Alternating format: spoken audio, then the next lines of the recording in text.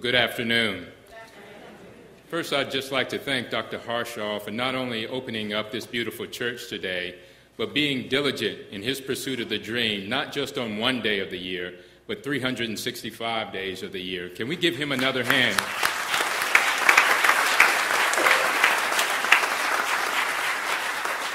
And certainly we have to say congratulations to the Planning Committee, with special thanks to Alicia Johnson. This celebration of civil rights epitomizes Dr. Dream's vision of building on our own collective experiences as we provide the foundation for us to move together as a community. Dr. King posed a thought-provoking question during his time with us. He said every man must decide whether he will walk in the light of creative altruism or the darkness of destructive selfishness. This is the judgment. Life's most persistent and urgent question is, what are you doing for others? Ladies and gentlemen, our 74th governor has answered this question with an unwavering commitment to serve the people of North Carolina.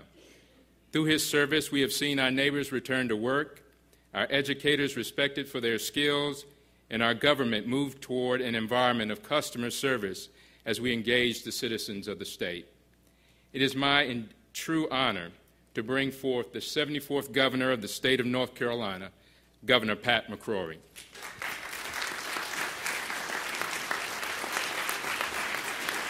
Thank you all very much. Thank you very much. I want to give a round of applause to the pianist who kept up with the choir. I got to see her firsthand. I also need to say this, that I am so honored that Thomas Stith is not only my chief of staff, but he is a close personal friend, and I just want to say thank you for serving, Thomas. Today we celebrate the civil rights movement in words and incredible music. And the words of the music today resonate because they're inspiring us. And I think of my late dad, Roland Mac McCrory, who was my personal inspiration because of how he treated every person every day in his life. My dad was a very gifted man. He was an engineer. He was extremely smart. He was an inventor. He had many achievements. But he had only one expectation of his children and other people: to fulfill the potential that God had bestowed upon them. That was a tall order because my father believed everyone possessed limitless potential that could be unleashed into the service to his fellow citizens. His deep sense of service was why he was a councilman in Ohio, and his sense of service is why he served on numerous civic boards and organizations once we moved to North Carolina in 1966. And it is why later on in his life he established the Roland John McCrory Namaskar Fund at North Carolina A&T University in Greensboro. Namaskar, roughly translated, is an Arabic term which means, in quote, the divinity within you. My father believed the divinity that exists in all of us is best expressed when serving others. My father wanted the Namaskar Fund to be a launching pad for young people to begin a lifetime of accomplishments that enriched other people's lives. Service was his legacy, an example that I strive to live up to every day. And today, we celebrate the legacy of two American giants, Dr. Martin Luther King Jr. and Dr. John Hope Franklin. And I saw his son, who had that. We were talking occasionally during the speeches, and he goes, "That's my dad's quote." And you could just feel the pride that he had with his dad. There's nothing better than that, is there? It was great. It's a great feeling your passion. However, if these two men were here today, and sadly they're not, but they are here in spirit, I know that, I'm sure that they will tell you that they were not alone in the struggle, that there were many others in the front line of American society who advanced the quest for racial justice through their example of competence, tolerance, dignity, courage, and patriotism.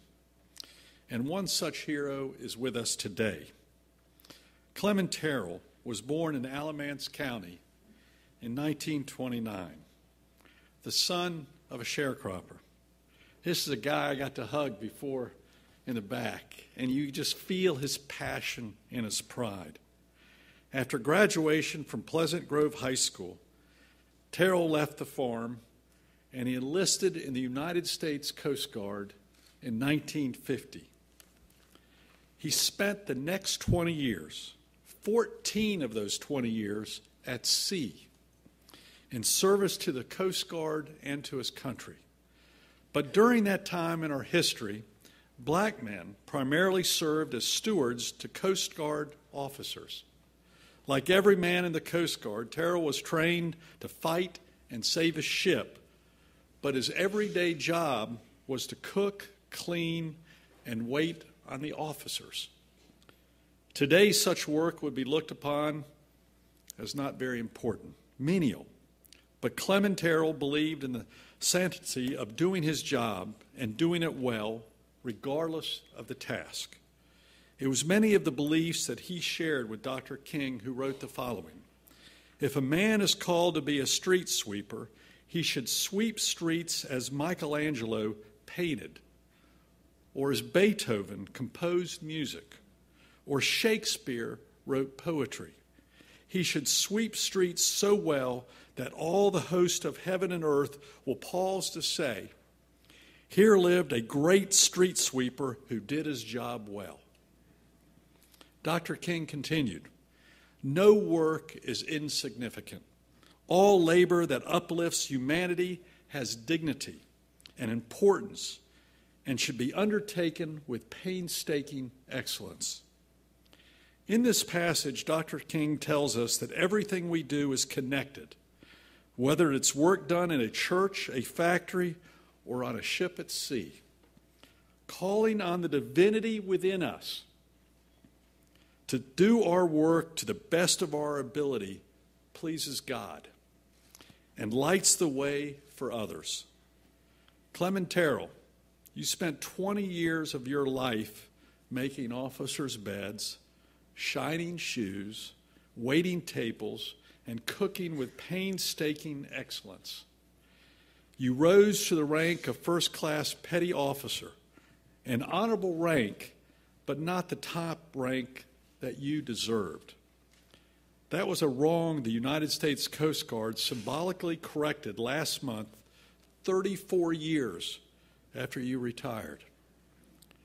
The highest-ranking enlisted person on the Coast Guard, Master Chief Petty Officer of the Coast Guard, Stephen Cantrell, traveled to Burlington recently to promote Clement to Honorary Chief Petty Officer.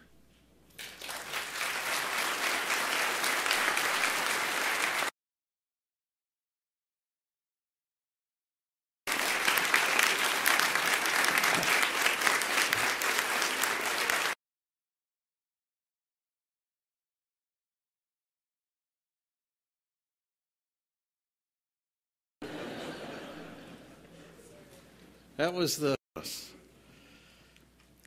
Mr. Cantrell cited Terrell's love of country, service, and a commitment to the core values of the United States Coast Guard in spite of the segregation issues of the time as reasons that you earned this rare honorary promotion.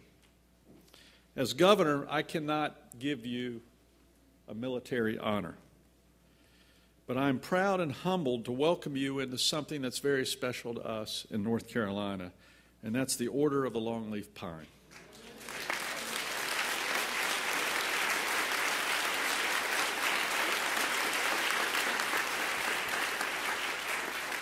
And instead of me doing this, I would like to ask my military advisor, General Cornell Wilson, who's a retired two-star general.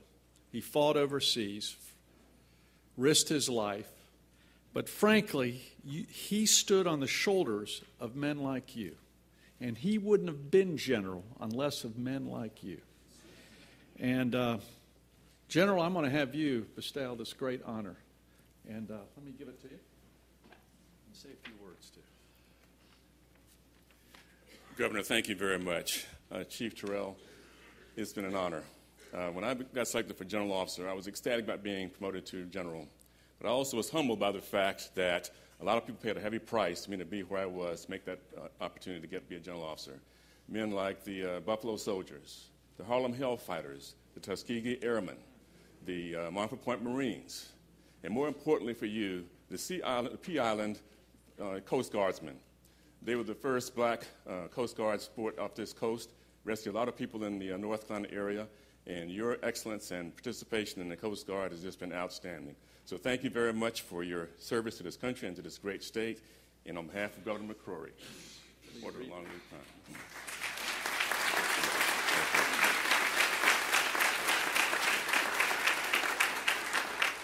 I'd like to read a portion of the order.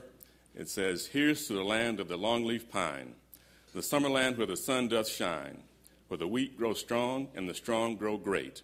Here's to down home, the old North State."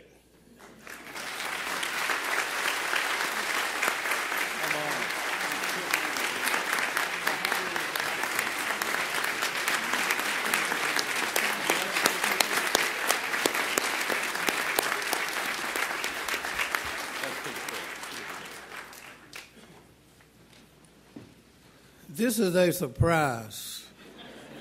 I knew I was in the program, but I didn't know I was on the program. I just want to, this is the first time I ever met a governor and a general. I told the governor out in the hallway when I met him and shook his hand, I said, I want you to know one thing, I voted for you. You would have got it. And this is not the first time that I voted for a Republican governor. I'm a Democrat. But I voted for Governor Holzhauer back in the day when I was the food service chef at Elon University. So I'm a Democrat, but I vote Republican governors. And this is the most... When I accepted the award of Chief Petty Officer, I want you to know I'm not only a chief, I'm an honorary chief. I thought that was a significant and a prestigious award, but this takes the cake right here. And I want to just say thank you, thank you, thank you. Thank you, sir. You're so kind. Thank you, gentlemen.